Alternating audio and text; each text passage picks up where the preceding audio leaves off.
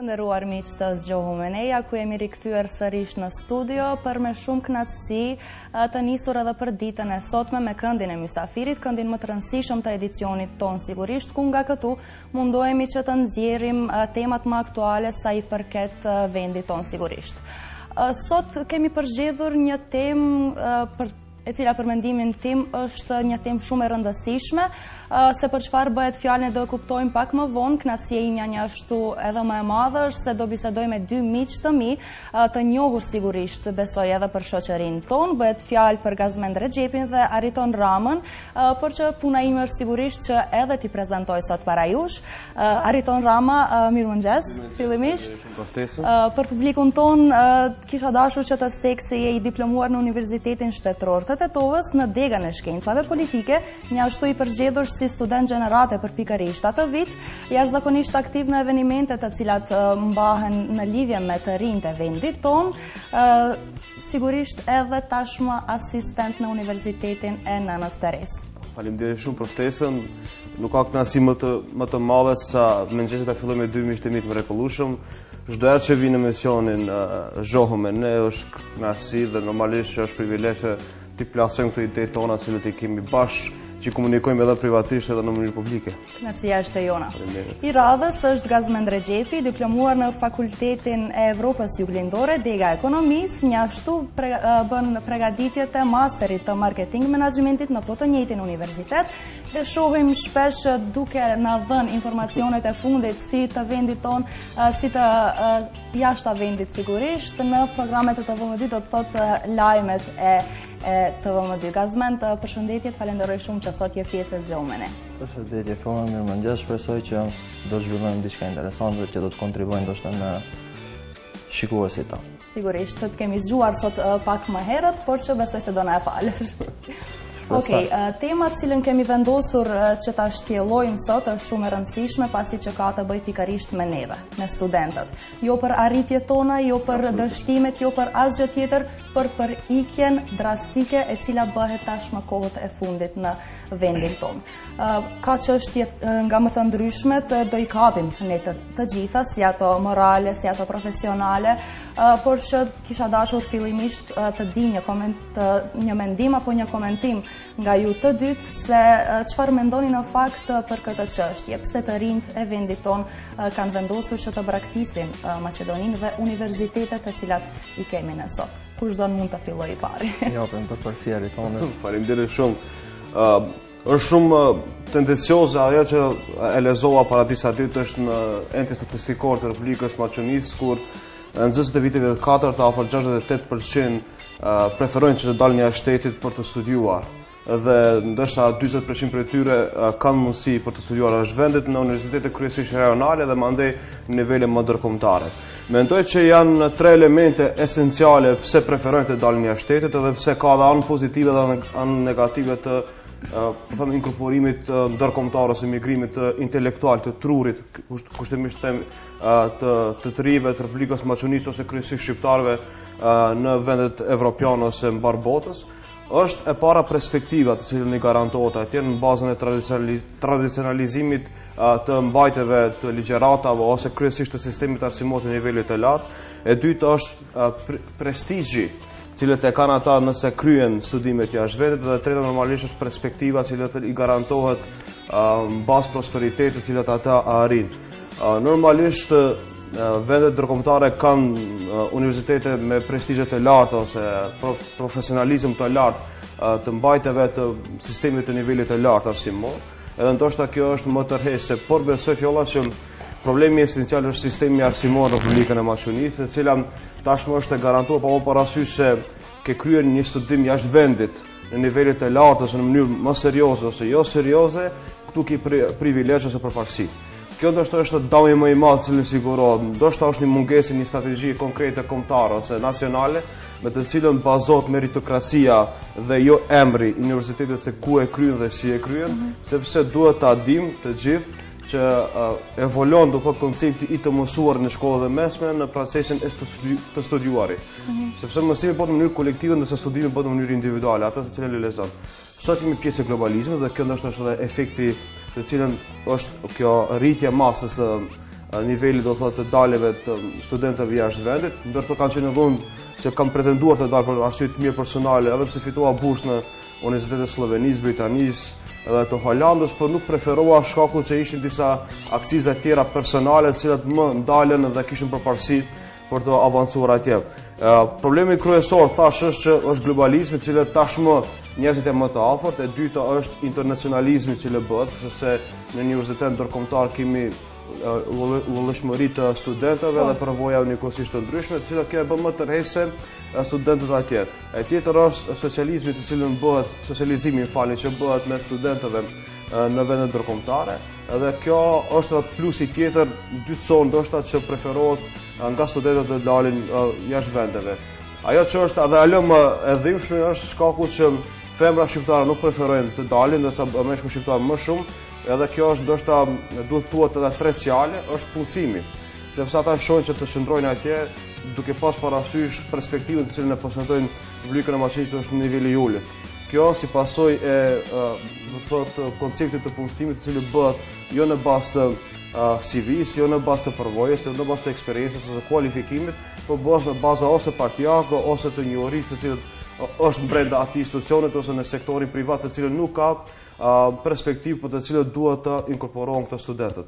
Edhe për përfundoj, mendoj që universitetet ndërkombëtare kanë një lloj koreksie të cilën bëjnë trajtimin e studentëve në nivel të barabartë, të cilën tek ne fatkeqësisht nuk do as në institucione private, as në institucione publike të flasin arsimore, të nivelit të lartë, do të thonë në fakultete. E treta është kushtet. Pra, asnjë universitet sipas, domethënë sistemit të Shangajit, po dhe sistemeve të Bolonjës, nuk i plotëson publikun e maqenisë kushtet arsimore të nivelit të lartë. Kemi ende mungesë të bibliotekës, kemi ende mungesë të hapësirave të amfiteatrave, edhe kemi mungesë të kushteve esenciale për të kryer një lloj arsimi të nivelit të lartë normal, jo mos themi mbi vlerat e prestigjit të cilat duhet të ketë një student. Edhe normalisht trajtimi i studentit. Edhe pse në vendet evropiane studenti konsiderohet intelektual me privilegje të shumta, por edhe stimuluese. Tek ne nuk mungon stimulimi, mungon bursat, mungon do thotë trajnimet, mungojnë kurset, të cilat ndoshta në të kaluarin i kanë pasur dhe tash nuk i kanë. Këto ndoshta pak a shumë elementet janë që kryesore që janë tendence për të larguar do thotë një iri ose unë e them një tru i ri nga vendi jonë në vende ndërkombëtare. Edhe pse mendoj që ka dhe shumë studentë që kanë kryer studimet këtu, nuk po arsyeoj veten time pse kam studiuar këtu, që kanë çësje intelektuale më të thellë se sa ata që kanë kryer jashtë, po flas ka përjashtime, shkak se tash është bërë dhe komercializmi institucional edhe në vendet si Zvicra, Gjermania, kanë universitete të cilat janë një rang i ulët, vetëm mjafton paraja dhe kryen përfundimin e studimeve, dhe normalisht kjo është konsiderohet edhe ngritja e antivlerës në nivelet globale. Do flasim pak më vonë për gjitha këto çështjet hollësisht sigurisht. Duke i lënë hapësirë edhe Gazmendit, kisha dashur që të dëgjoj mendimin tënd për ikjen e studentëve nga vendi jonë, Gazmend. Po fillimisht mendoj se çdo njeri apo çdo student i cili ka përfunduar ose para se të përfundojë studimet këtu në vend të ne, është ajo ndjenja e inferioritetit e cila detyron ndoshta një të rit maqedonisë që të largohet nga vendi. Duke pas parasysh se kur je inferior ndaj vetes, do thotë nuk beson në vete se çfarë mund të bësh ti. Dhe ne shumë mirë e dim që çdo kush nga ne ndoshta ka dëgjuar për Kleopatrën dhe kur ajo ju ka dhënë do thotë shërtorëve të saj miell për të bërë bukë, ata gjithë e kanë dashur atë. Mirë, kur ajo nuk ju ka dhënë miell, gjithë e kanë gjuajtur me gur. Dhe neve do thotë ne na mungon ai mielli që të na japi dikush nga ne apo pushtetarët tanë që ndoshta ne ta duam më shumë këtë vend dhe ndoshta ne nuk do të largoheshim për pak gjëra pozitive në një vend tjetër, por do të qëndronim këtu tek ne. Madje statistikat tregojnë se në 53% të rinis në vendin tonë janë të papunë.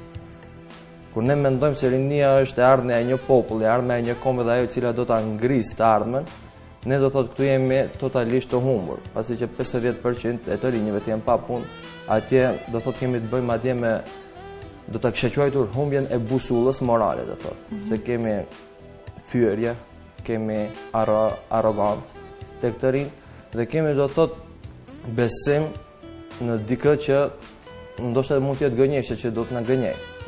Ikja mund të bëhet fillimisht do të ishte inferioriteti, pastaj do të ishte shkaqet ekonomike tek ne, të cilat nuk na mundsojnë ndoshta të kryejmë edhe një studim siç e meritojmë, do thotë, siç e meriton çdo student kudo që të jetë, jo vetëm në Maqedoni. Dhe treta mund të jetë ajo që perspektivat. Unë do ta kisha lënë të fundit për perspektivat, sepse mendoj që fillimisht duhet të kesh besim në vete, ti kesh kushtet ekonomike dhe pastaj duhet mendosh për një perspektivë tjetër. Sigurisht. Ne do të vajtojmë më shumë të ikim të punojmë në një vend huj, për diçka do të thotë që nuk kemi të asaj ide që neve ndoshta e kemi fillu prej shkollës fillore apo të mesme që mendon çdo kush se çfarë do të jetë në të ardhmen. Ne do shkojmë atje ndoshta me nxit presim të na thirr dikush të punojmë në McDonald's apo kupton. E jo ndoshta për ato që kemi ëndru gjatë kohë. Definitivisht. Është interesant fakti që ky numër vazhdimisht po rritet. Madje vitet e fundit është një numër drastik.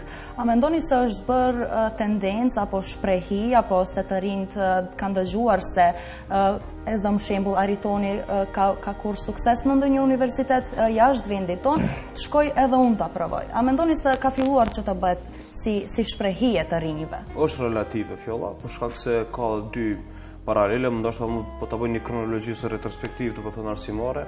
Mendoj që kjo është si pasojë një prej shkollës fillore dhe të mesme, të cilët tashmë elita intelektuale ose elita rinore themi e vendit ton preferojnë të dalin jashtë vendit dhe secili dëshiron të jetë pjesë e elitës.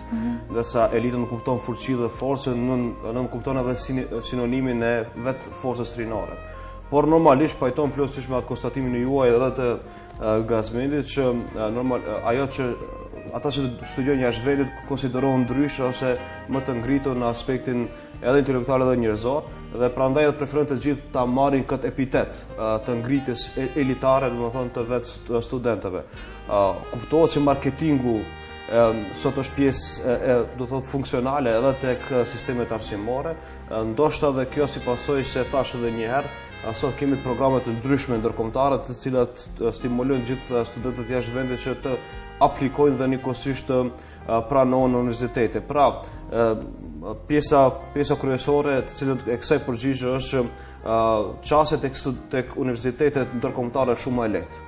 Dhe ndoshta kjo është edhe ajo tendencë në rritje. Edhe dyta kuptohet që institucionet shtetërore që janë përgjegjëse për arsimin nuk kanë as pak tendencë për të krijuar ose hartuar një program të cilët do të parandalonte studentët që të shikojnë alternativat ndërkombëtare dhe të kontribuojnë në ato do thotë kombëtare. Unë jam shumë optimist sepse ne mundemi të arrijmë nivelin e studimeve, domethënë edhe niveleve ndërkombëtare, sepse po flas për shkencën politike. Shkenca politike është një teori e njëjtë. Edhe matematika është një teori e njëjtë, edhe gazetaria janë rregullat e njëjta, por mjafton një kuadër profesional. Pse jo edhe të marrim kuadër intelektual ndërkombëtar të vinë. Këtu jo ne të shkojmë atje. Po sa mendon se mundemi të arrijmë? Është arritshme. Sot kemi Skype, dhe ligjërata me Skype. Sot kemi literatura në internet online, të cilat mund të merren pa pagesë. Por shumë unë kam lexuar Kissinger, kam lexuar Huntington, të cilët njëjtë literaturë praktikojnë edhe në Harvard edhe në Oxford si do thotë silabuse ndërkombëtare që bazohen në shkenca politike. Bashkimi Evropian librat i ka të njëjta, mjafton të klikosh online dhe të praktikosh. Prandaj në fillim thashë studenti duhet krijo studime individuale. Unë jam i qartë që këto nuk kanë qenë pjesë të literaturës së universiteteve tona, por mjafton ne kemi vullnet ti marrin sillabuset e universiteteve më të larta, të cilët janë për shembull për Londën tonë shkenca politike është Holanda, Haga, e cila konsiderohet si përmarrëdhënie ndërkombëtare në universitetet më prestigjioze. Mjafton të klikosh, të shikosh literaturën se praktikojnë, janë online librat, merri librat, lexoj dhe mandej krijoj çastin tonë individuale dhe intelektuale. Kjo nuk ndodh me gjithë secilin, definitivisht. Prandaj them, ndoshta kjo mungon edhe stimuli ose krijimi i një lloji mentalitetit intelektual të studentëve që të studiojnë në mënyrë individuale. Kjo si pasojë edhe maksimist të profesorëve dhe prindërve tanë, por edhe shoqërisë, cila nuk dikon për ta ngritur mentalitetin individual, por mandej të kontribuojnë në mënyrë kolektive tek vetë studentët, por ata më tentojnë që shkoj jashtë vendit. Atje do ta gjesh këtë jo, se këtu në mundemi këtu. Definitivisht. Por mjafton një lloj mentaliteti për kraje. Sepse nëse unë kam pasur shumë probleme, po flas në atë eksperiencën time personale, këtu filluar të studiosh, po pse këtu? Në universitetet të tova, pse jo në universitet privat? Dhe pas që këtu më shumë është me rëndësi emri dhe themi kopertina se sa vetë përmbajtja në brendësi. Ndoshta edhe kjo është edhe ajo që është edhe ana negative dhe pozitive atyre që studiojnë jashtë vendit, pa më parasysh a ka studiuar në nivel të lartë vinë këtu me një lloj lavdi, të cilën ndoshta do të ishte më i mirë që të jemi me këmbë në tokë, por normalisht ka përparësi, sepse unë e tham edhe pranoj që universitetet ndërkombëtare janë shumë në nivel më të lartë dhe pa më parasysh ato përgatisen në formën personale, si karakter, sepse edhe për përfundim falem ndoshta për zhati, por shkenca politike që ka studiuar kanë problem të flasin për çështje të shkurtë, është mbi bazën se ata ndërtojnë edhe karakterin tonë personal. Ne nuk kemi disiplinë të lezuarit ose të mësuarit, sepse nuk e kemi shprehinë e tillë. Domethënë në vend ndërkombëtare edhe jeta personale është intelektale, teatrët janë pa pagesë, muzeut janë pa pagesë, tramvajet janë pa pagesë. Domethënë krijon një lloj prestigjhi që je student dhe gjithçka ke pa pagesë, mjafton të studiosh dhe automatikisht edhe librat, bibliotekat i ke pa pagesë. Ndërsa këtu po kthehemi te ajo që e tha dhe Gazmendi që kriza ekonomike e bën që edhe më shumë që të parandalosh studimet kombëtare, sepse do njerëz shpenzimet e më të mëdha se të studiosh jashtë vendit. Gazmend, ti a mendon se është bërë një tendencë apo shprehi nga studentët që të dalin jashtë vendit? Unë prapë do të lidhem thoshta tek gjendja ekonomike. Shumë më lehtë edhe Ariton e tha që mund ta aplikosh në një student të huaj dhe të marrësh ndonjë bursë e cila financon një qeveri apo ndonjë kompani ku e diun çfarë atje për qëllimet e tyre personale dhe profitet e tyre dhe me qëllim që të tërheqin student nga vendet e huaj, ato do të kenë sigurisht ndonjë benefit për të tërhequr një student të huaj dhe po ta shikojmë këtu te neve ndoshta për të filluar studimet duhet të bësh vetë financim, ndërsa atje do ta kesh ndoshta 80% apo 90% të paguar nga bursat të cilat ata i ofrojnë. Po pa, nuk është ai 20% njëjtë si këtu, pasi që ata jemi real, nuk i kemi edhe shumë. Sepse atje do të jepet dhe mundësia për të punuar diçka, e kupton, dhe do t'i mbuloj gjitha shpenzimet, ndoshta në fund po të kishte studiu këtu, në fund do dilte minus 200 euro, minus 300, atje do të jetë me 0-0, apo kupton? Do të jetë një balans ndoshta më pozitiv atje. Edhe siç tha Aritoni, jo çdo herë kuadrat të cilët studiojnë jashtë mund të jenë më të mirë se këtu te ne. Se neve shumica e dim, të paktën ndoshta për shoqërinë tonë, studentë të cilët kanë ikë jashtë, unë nuk kam dëgjuar deri tash ndonjë rast që ka ikë ndonjë student me vetë pagesë, e kupton? Se për shembull një njerëz që don të mëson ose vetë financohet, do të ikë diku për dituri. Mirë, po shumica e rasteve janë me bursa të cilët kanë fituar dhe diçka tjetër. Ato shumica e universiteteve të cilët ofrojnë kështu burse janë universitete në ngritje, po edhe universitetet të cilët janë të privilegjuara ndoshta më së shumti në botë, si Cambridge, Howard dhe universitetet të cilët janë në Shtetet e Bashkuara të Amerikës, është fakt që tërheqin kapacitetin ton, trurin ton të shoqërisë. Dhe ajo është mëkat. Kur Amerika mund ta bëjë një gjë që ta tërheqë një të ri i cili ka kapacitet të ndrojë mendimin e shoqërisë, pse ti të mos ja ofrosh atij të riu atë gjë këtu në vendin tënd. Po. Dhe shumica ajo për Amerikën paraqet kosto të lartë, ndërsa për neve është shqetësimi kot për ata të cilët duhet të jenë përgjegjës për këtë çështje. Një proces shumë i rëndësishëm gjatë studimeve, po ndërlidhemi te kushtet, pasi që po i cekni vazhdimisht, është sigurisht edhe financimi, madje pse jo edhe të punësuarit e ndonjë studenti për gjatë periudhës kur ai kryen studimet. Sa mendoni se studentët e vendit ton janë të interesuar për vendet të punës, ku ka aplikime, ku ka vendet të lira të punës, të shkojnë ndoshta tek enti për punësim, ata vazhdimisht miren me panajire nga më të ndryshmet për punësimin e studentëve. Sa mendon se jemi të interesuar si student për të gjetur një vend punës, apo sa nuk zgjedhim? Se kemi gjetur një punë, ama jo nuk më pëlqen këtu, paga nuk më pëlqen, kjo nuk më pëlqen, ajo nuk më pëlqen. Këtu është mbi bazën e konceptit të funksionimit të vetë shtetit. Domethënë kjo është pak bazamentale, sepse ose koncepti dhe sistemi të punësuarit në vendin tonë nuk bazohet në bazë të rregulativave që parashet dhe kushtetuta dhe ligjet dhe perspektiva e vendit. Sepse po të ishte e tillë, ndoshta do të ishte shumë ndryshe. Ka pas student që ndërto dhe unë që kam shkuar në entin statistikore dhe në entin e punësimit, të regjistrohen si pa punë dhe ai që ka qenë mbas meje është punësuar para meje, edhe pse me kritere do thotë shumë të larta. Kjo si pasojë asaj që meritokracia në vendin tonë është e dështuar. Pra, po kthem në atë që edhe nëse shkojmë në mënyrë procedurale, një student të aplikojë në punë, të hyjë në konkurs, aty nuk mirret as CV-ja parasysh, nuk mirret as intervista parasysh dhe bazohet vetëm në atë të cilën e tham pak më herët. Kjo ndoshta duhet ndryshohet edhe nga Ministria e Pushtetit Lokal. edhe nga Ministria e Punës Sociale, Punë dhe Politikave Sociale, që në themi ajo studentët cilët është ajka intelektuale të ketë vendin e duar ose komoditetin e duar.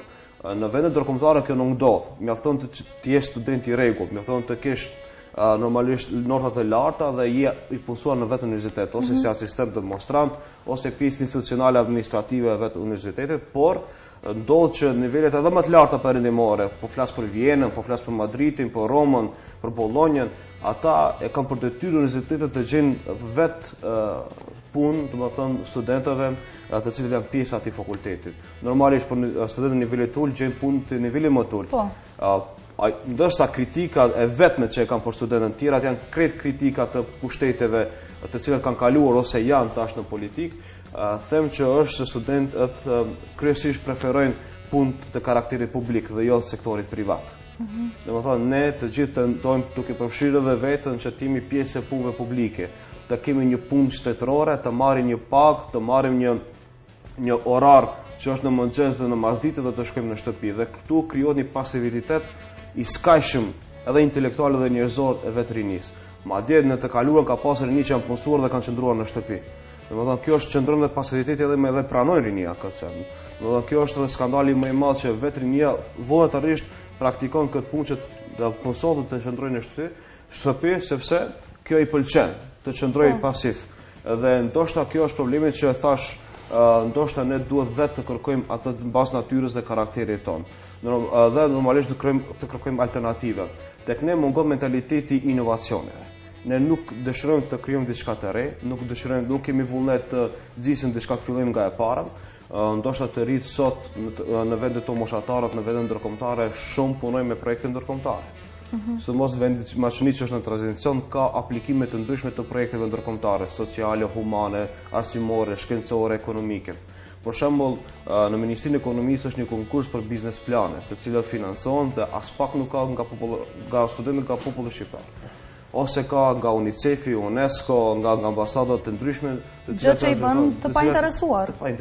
Kjo ndoshta sepse ata intereson të kryejnë studimet, të futen në punë shtetërore ose në një sektor privat shumë të lartë kompanive të mëdha dhe këtu përfundon gjithçka.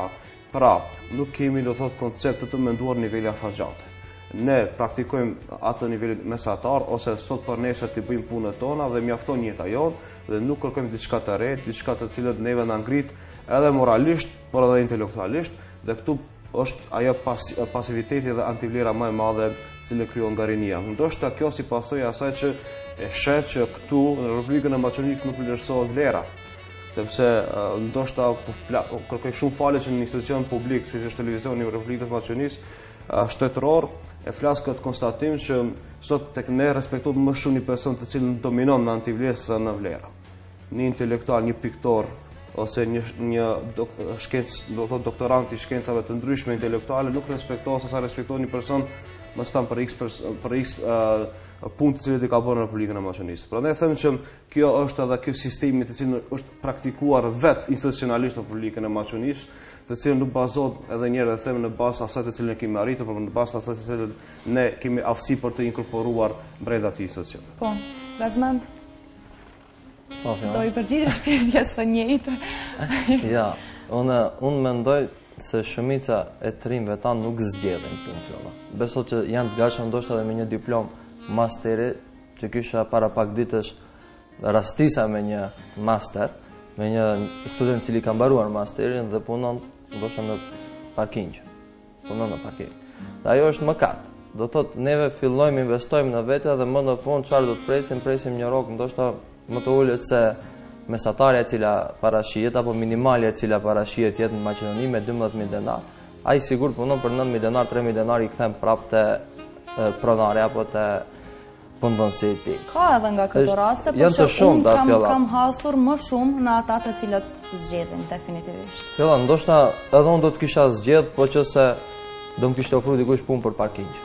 E kupton se ti ke bërë gjithë atë investim në vete dhe ti shkosh të fillosh të ulish kapacitetin tënd intelektual dhe të punosh një punë cilës nuk i meriton, është pak ofendim për vete, për familjen dhe për gjithë ata të cilët ndoshta kanë qenë bashkëpunëtar të tu deri atje ku ke mbritur ti. Rinia do thot çdo herë kërkon ato që meriton. Nuk besoj se dikush apo ne në shoqërinë tonë ka dikush që kërkon ato të cilit nuk është i gatshëm ta bëj apo ta udhëheq me veten e tij. Aritoni shumë mirë e thënë te ne më shumë ka filluar të vlerësohet antivlera se sa vlera. Arsyet janë të shumta, për shkak se nuk po shohim ndonjë ndryshim i cili po sjell risi tek rinia apo ndryshimin e mendimit të rinisë. Po shohim vetëm traditat e cila po vazhdojnë, do të thotë që ta mbajnë rinian peng me idetë apo me paraqitjet e atyre të cilët çdo herë gjejnë arsye. Unë për veten mendoj se ka kalu koha më që qitemi patriot, e kupton? Me patriotizëm do të thotë ka kalu koha që të merremi me patriotizëm. Patriotizmi tashmë është në vlera, do të thotë, në krijimin e ideve, në krijimin e punës së re, në krijimin bota po shkon drejt digitalizimit. Dhe neve do të thotë ende jemi në mekanizëm. Dhe kjo është ndoshta më shumë shqetësuese, duke pas parasysh se edhe punësimet do të ulen në të ardhmen në vendin tonë.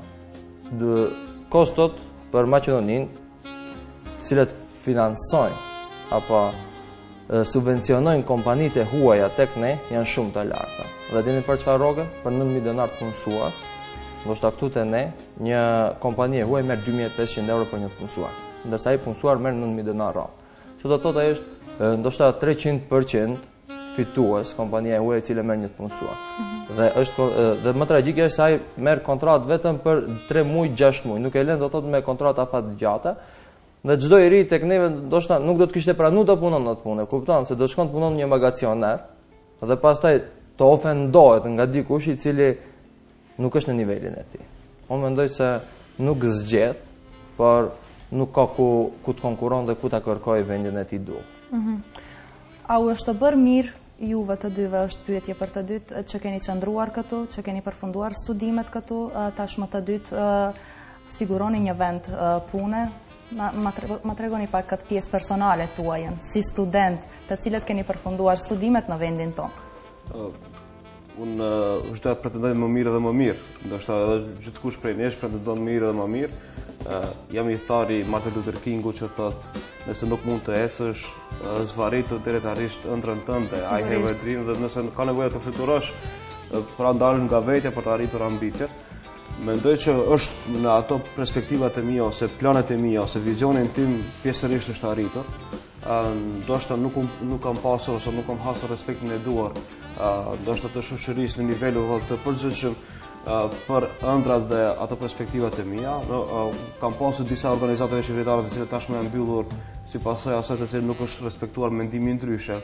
Po në aspektin personal po, kam kryer studimet në shkenca politike, kam marrë një bursë po ashtu në Universitetin Shtetëror të Tetovës dhe kam kryer magjistraturën, tash jam i punësuar, por mendoj që ka dhe më mirë dhe mundet edhe më mirë. Ne nuk duhet të ndalemi në atë, them edhe shpesh edhe studentët të cilët jemi atje që nuk dua që gabimet të cilat unë i kam hasur në rrugën time që t'i bëni edhe ju.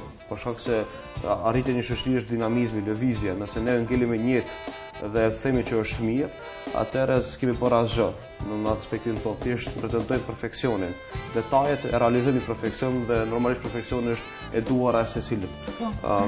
Ambicet nuk dalin këtu, normalisht që shkenca politike është një fushë multidimensionale dhe duke pas parasysh edhe karakterin tim të cilën kam tendenca që të lëviz nga një vend nga vendi tjetër, pretendoj që ka dhe plane tjera, të cilët duhet i realizoj, sidomos në fushën akademike, botimin e librave, po sidomos aktivizimin e jonë si shoqëri, për t'i trajtuar tematikat tona që na tokojnë, kryesisht edhe migrimin e trive. Misioni jonë, qoftë intelektual ose personal, pa më parasysh a jemi pjesë e punës ose jo, por edhe kombëtarisht duhet që të angazhohemi sa më shumë që t'i avancojmë studentët, por edhe universitetet tona. Pa më parasysh që unë e mbaj mend nga gjeneratat e kaluara, ndërto dhe profesori besnik Telai më ka thënë që Universitetet e Prishtinës edhe Universitetet e Republikës Maqedonisë në Shkup, por edhe Universiteti i Tiranës kanë qenë në nivele të larta ndërkombëtare për shkak të profesionalizmit të cilët e kanë pasur. Ne duhet ta pasojmë këtë gjeneratë ose këtë art të profesorëve edhe tek gjeneratat e ardhshme, sepse duhet t'i bindim rinin që edhe këtu ka perspektivë, nëse duam ne, sepse natyra e njerit është sfida. Nëse ne i thyem sfidët dhe tabut tona, atëherë e perceptojnë vetë atë aktin njerëzor të cilën ne kemi këtu, ndoshta dallohet edhe nga qenjë dhe shtresa të tjera. Sepse edhe Shtetet e Bashkuara të Amerikës kanë qenë nivele të ulta, edhe Gjermania, të cilën vonë është ngritur në nivele shtetërore, ekonomike dhe sociale. Unë jam optimist, ndonjëherë edhe pesimisti më i madh është optimisti më i madh. Edhe që yes we can. Okej, Gazmend, më intereson shumë edhe për ty, duke ditur faktin që ti familjen tënde e ke jashta vendit, je i vetmi i cili ke qëndruar këtu, sigurisht të ka mbajtur diçka që të qëndrosh në vendin ton, pasi që ke mundësinë që të dalësh. Nga më i prind. Ndoshta Aritonin do të priqmin të armën tjetë një lider politik. Se dhe kjo do të me frymën e patriotizmi do të vazhdoj ka kapacitete shumë të larta. Shpresojmë, çdo kush nga ne e dim që patriotizmi nuk po na ushqen, mashallah. Do thotë po kërkojmë një punë. Çdo i ri po përballet me sfida më të rënda e më të rënda. Neve po dalim jashtë do të shohim një atri i cili punon taksis me diplomë. Dhe para atë sqaron se ja thash ato që më jap më ushqye me frymën e patriotizmit dhe kurtant unë kam qëndru këtu Fjolla duke pas parasysh se prindët e mi ka një tu jashtë dhe e ke parasysh kur asnjë prind nuk e don ndoshta të keqen për një fëmijë. Definitivisht. Dhe duke pas parasysh barierët të cilat janë përballë ata duke ju ambientu ndoshta rrethi, duke ju përshtat punës, duke ju përshtat mendimit, duke ju përshtat veprave të cilat duhet bëhen atje është një gjë shumë e rëndë. Dhe ti në mendimtarët huaj e quajnë gjendje kritike kur një i ri apo një person transferohet nga një vend në një vend tjetër për shkak përballjeve të shumta të cilat duhet t'i bëj ai dhe duhet ju mbijetaj. Andaj ndoshta ata kanë pa më të mirën për mua që qëndroj këtu dhe ndoshta mos të kem gjendje financiare shumë të mirë, po ndoshta të shkollom, të paktën edhe të kemi një punë të cilën ndoshta do ta meritaj. Dhe fal Zotit unë jam me një punë që pak a shumë jam i kënaqur. Unë kisha u theqë edhe emisionin e ekonomisë, këtu gjë që kishte të bëjë me fushën cilën unë kam mbaru dhe të përmbush. Kur punon diçka të cilën ti e don dhe ti ke punu për ta bërë një send, të përmbush ajo dhe ndoshta çdo herë edhe pse nuk je i kënaqur financiarisht, se këtu të ne e dim se çdo kush rrogat më shumë se 500 euro në maqeni nuk lëvizin. Po, lart janë aty do të thotë plus minus 100.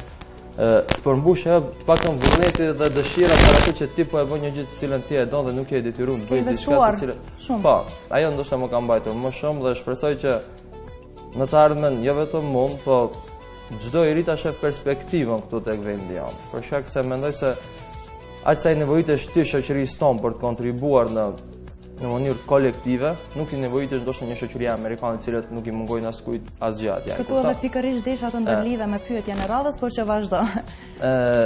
Atje nuk i mungon askujt asgjë, ndoshta ne kemi nevojë për risia dhe për dituri apo për njohuri të reja. Duke pas parasysh se problemi qëndron që në arsimin fillor. Ne do thotë nuk profesionalizohemi që në shkollat fillore. Vazhdojmë mbarojmë shkollat fillore, vazhdojmë shkollën e mesme. Ekonomistat diplomuar brenda vitit nxjerrën 2000 ekonomistë diplomuar dhe ndoshta 10 prej tyre punojnë vendin cilët diploma tyre u përket. Neve punojmë punë ndoshta për ekonomi, punon diçka tjetër, shkon futesh jurist apo në administratë publike me një sektor i cilët ti nuk je i profesionalizuar për atë punë. Këtu ndoshta janë keq menaxhimi me studentët, keq menaxhimi me të rinj, se në vendet e huaja, po ta shikosh e gjithë territorin në nivel nacional mblidhen gjithë studentët e ekonomisë dhe konkurrojnë në një fakultet prestigjioz që do të pranohen ndoshta 20 persona apo 30 persona. Dhe ata 30 persona që do të diplomohen në atë fakultet, ata posa ta mbarojnë fakultetin vetëm janë të punësuar atje ku i përkasin asaj fushë. Ndërsa këtu te neve do thotë më qenë 2 milion popull, 2000 ekonomista, 3000 jurista, 3000 studenta të sferës politikës. Do thotë është diçka e pa logjikshme sepse nuk duke pas parasysh kapacitetin e maqenisë nuk mund të ketë nevojë maqenia për 2000 studentë ekonomista në vit. Ndoshta çdo vit për 5 vite do të jenë 2000 studentë të nevojshëm, por mirë po çdo vit nuk është e nevojshme. Këtu është dhe problemi ndoshta më esencial prej arsimit fillore duke vazhduar më tutje me arsim. Fatkeqësisht dal nga dali afrohemi edicionit të fundit të edicionit të sotëm. Mua me të vërtet më kanë ngelur edhe shumë pyetje pa ju bërë. Është një temë definitivisht shumë diskutabile dhe mendoj se që nga dashur që nga ora 7 ju ftoj në emision. Pyetja e fundit për sot është çfarë do ndodh me vendin ton nëse ky numër do rritet vazhdimisht. Ku do arrijnë studentët e Maqedonisë nëse ata vetëm më nuk janë këtu? Normalisht vend nëse truri intelektual largohet do të nivele ndërkombëtare, ky vend nuk ka një perspektivë të sigurt, as ekonomike, as sociale, por as zgjidhjen e problemeve të cilat na takon personalisht. Gjë në lajme ishte që ose vendimi i Ministrisë së Arsimit është do të mirë më seriozisht me sistemin e arsimit nivelit të lartë, pra do të inkorporohet në mënyrë të drejtë për drejtë, do të kyçet në mënyrë të drejtë për drejtë për të përmirësuar ato kërkesat ose interesat e studentëve. Vendi jonë mjafton që ti respektoj studentët, ti pranoj kërkesat e studentëve, ti pranoj interesat e studentëve dhe studentët do ndalen, jam i bindur që do ndalen, sepse jemi çdo ditë edhe unë edhe Gazmend edhe jo me studentët dhe e shoh që ata e duan vendin, sepse adheu mbi të gjitha aty ku është rritur, është lindur mentaliteti, sepse jeta në Maqedoni nuk është zi. Domethënë nuk mund ta gjesh në asnjë vend tjetër atë vend në cilin ke lindur dhe je rritur. Ajo të mungon lagjet, mungon komoditeti familjar, sepse fal që po e zgjeroj, por edhe do dal në përgjigjen finale, në studimet, në procesin e studimeve është shumë e rëndësishme familja. Sepse komoditeti, gjendja emocionale, përkrahja, mbështetja, por edhe deri tek format e ushqyerit. Definitivisht. Do të shkon deri atë formë detaje që ndikon në mënyrë të drejtë për drejtë në procesin e të mësuarit në mënyrë arsimore. Por mendoj që nëse kemi një lloj strategjie, një lloj sistemi, një lloj planifikimi të nivelit më të lartë qeverisës, mendoj që Republika e Maqedonisë duhet mirë seriozisht për të krijuar një lloj strategjie në nivel rajonale, nga Shqipëria, në Kosovë, Kroacia, sepse tashmë niveli ndërkombëtar po konsiderohet Slovenia dhe Kroacia, sepse ata kanë avancuar në këtë aspekt, i marrin përvojat e atyre sistemeve arsimore, të praktikon në Republikën e Maqedonisë dhe të stimulojnë studentë. Mbi gjitha tek ne mungon stimulimi. E dyta, mandi vjen respekti. Prandaj këto dy komponente nëse arrin në Republikën e Maqedonisë, studenti ngel dhe normalisht Maqedonia avancohet në çdo aspekt, sepse rinia shqiptare, por edhe rinia përgjithësi në Republikën e Maqedonisë ka ambicie, ka vizion, ka intelektualizëm, ka talent dhe vetëm duhet shfryzohen dhe të koordinohen në mënyrë sa më të duhur. Po, Gazmend. Unë mendoj se nëse vazhdon, do thotë ky trend i ikjes, jeta do të jetë edhe më shtrejtë këtu ne. Për shkak se deve do të na kushtoj që të sjellim kuadër të profesionalizuar nga jashtë, sigurisht duhet ta paguajmë më shumë se për këta që do të paguhen tek ne, do të bëhet jeta më e shtrejtë. Dhe vetëm kjo do të ndodhë nëse vazhdon ky trend i ikjes së të rinjeve dhe do të pasurojnë vetëm ata të cilët janë në kontakt me financat, e kupton? Nuk mund të pasurohet të gjithë populli dhe gjithë shoqëria, qoftë shqiptare apo ajo pala tjetër të cilët jetojnë këtu tek neve. Shpresoj që ketë sa më shumë stimule për të rinj. Do thotë stimulojnë në forma të ndryshme, qoftë në bursa të ndryshme, qoftë në ofrimin e kushteve, siç përmendi edhe Aritoni më herët, të jenë teatrot, do të thotë pa pagesë për të rinj, të jenë ndoshta biblioteka që ofrojnë një rekreativitet. E kupton se çdo kush nga ne ka nevojë për ato gjëra dhe ndoshta do të jetë stimule më të mira për një të ri që ndoshta do ta sheh veten dhe të ardhmen e tij në vendin tonë. Shpresoj që trendi i ikjes qëndroj sa në nivel sa më të ulët dhe kjo do të ishte e mirë për të gjithë ne. Definitivisht, kënaqësia ishte imja që sot ju kisha në studion e Zgjohu me ne për të diskutuar një temë shumë të rëndësishme sa na përket gjithë neve studentëve. Ju falenderoj shumë për mendimet e juaja, të cilat sot i ndat me shikuesit tanë dhe le të shpresojmë se do kemi takime të tilla, radhëve të tjera kështu për të biseduar sigurisht për tema të tilla. Ju falenderoj juve për festë. Unë kisha shtuar vetëm se edhe guri peshon në vendin e vet definitivisht dhe të arrish në Maqedoni me pak punë është shumë më e lehtë se të arrish në vende tjera. Faleminderit edhe një herë. Të nderuar teleshikues, këtu dikund po i japim fund edhe edicionit të sotëm të Zgjohu me ne. Ishim bashkë edhe këtë të enjte duke ndarë momente të bukura që në mëngjes në ekranet e TVM2. Unë ju falenderoj të gjithë juve të cilët edhe sot keni përzgjedhur emisionin ton për të kaluar mëngjesin. Besoj se gjithë energjinë pozitive kemi arritur që ta transmetojmë edhe para jush. Ne takohemi nesër në po të njëjtën kohë për të përmbyllur kështu edhe javën në mënyrën më të suksesshme. Mund të na ndiqni edhe në TVM2 Sat si dhe në faqen faqen tonë të Facebookut, ku mund të na shkruani gjithë çka që doni të ndiqni në kuadër të emisionit tonë. Ju falenderoj edhe një herë shumë për vëmendjen dhe paqë, një ditë të mbarë.